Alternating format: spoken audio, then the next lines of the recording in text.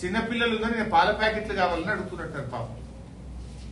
చిన్నపిల్లలు ఏడుస్తున్నారు, పాలు లేవు, మంచినీళ్ళు లేవు అని అడిగితే లాఠీలతో పోలీసులతోని కొట్టిస్తా ఉంది ఈ ప్రభుత్వం. ఇదా ప్రజాపాలన అంటే? వరద బాధితులను లాఠీ చార్జ్ చేయడమే ప్రజాపాలన?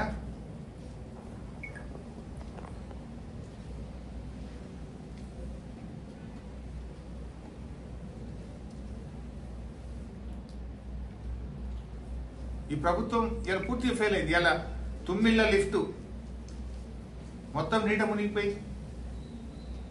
Is it not government failure? ఆనాడు కాళేశ్వరం పంప్ హౌస్ లోకి నీళ్లు వస్తే నానా గోల చేసినావు కదా, మరి ఇలా తుమ్మిళ్ళ లిఫ్ట్ ఇరిగేషన్ స్కీమ్ మొత్తం నీట మునిగిపోయింది. Is it not your government failure? ఏమైంది? ముందస్తు ప్రణాళిక ఎందుకు చేయలేకపోయింది?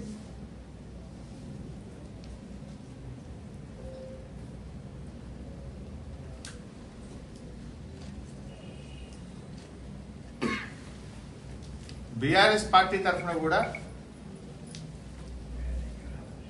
పెద్ద ఎత్తున సహాయక చర్యలు కూడా చేపడతాం. ఏ కుటుంబాలు అయితే నష్టపోయినాయో వాళ్ళకు నిత్యావసర వస్తువులు కానీ, బట్టలు కానీ అన్ని రకాలుగా సహాయక చర్యలు చేస్తాం. ఇవాళ మా మెదక్ జిల్లా నుంచి కూడా మేము ప్రజల నుంచి, పార్టీ నాయకులు, కార్యకర్తలను కూడా అందరం కూడా సమీకరించి తప్పకుండా ఇక్కడ నుంచి వాహనాల్లో అక్కడికి వస్తువులను నష్టపోయిన ఖమ్మం జిల్లా ప్రజలకు, మహబూబాద్ జిల్లా ప్రజలకు పంపించాలని చెప్పి కూడా నిర్ణయించినాం. మెదక్ గాని, దుబ్బాక్ గాని, సిద్దిపేట గాని, గజ్వేల్ గాని, నర్సాపూర్ గాని, మెదక్ జిల్లా మొత్తం పాత మెదక్ జిల్లా నుంచి మేము సేకరించి మరి పెద్ద ఎత్తున విరాళాలు సేకరిస్తాం. మా పార్టీ నాయకులు మేము కాంట్రిబ్యూట్ చేస్తాం, మా కార్యకర్తలు కాంట్రిబ్యూట్ చేస్తారు. మేమందరం కలిసి వరద బాధిత కుటుంబాలని ఆదుకోవాలని చెప్పి కూడా పార్టీ పక్షాన మేము నిర్ణయం తీసుకున్నాం.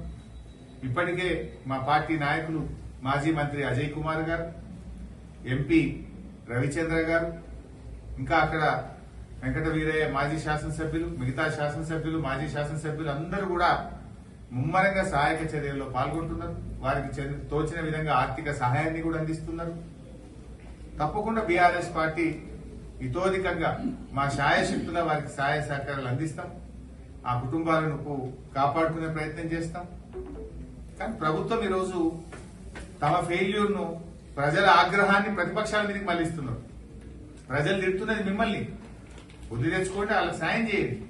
మీరు మమ్మల్ని